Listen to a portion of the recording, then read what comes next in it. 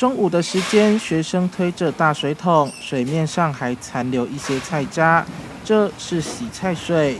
台南市海东国小有中央厨房，每日供应3000人的营养午餐。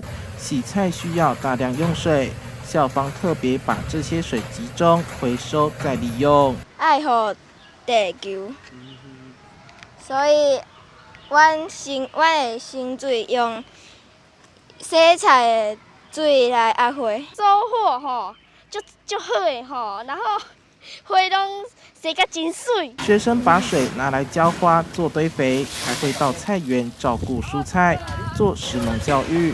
一天下来，至少能省下600公升的水。因为即摆拢欠水嘛，吼，定定拢听着讲水库即摆水剩几成，所以学校伫咧即个部分，拢会特别来提醒咱的囡仔，吼，就是爱安那节约用水，吼，阮的迄个水龙头嘛都有特别的设计，水量变小。不止省水，学校把纸类、塑胶等一一分类，还设置木材银行。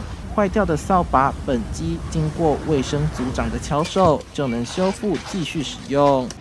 这物件的生命不会再减短，都会延长时间。回收再利用，可以让地球不要再暖化。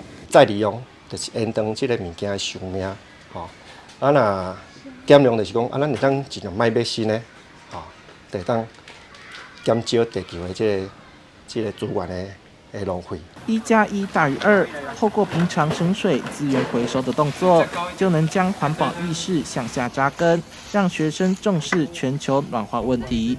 记者孙怀台南报道。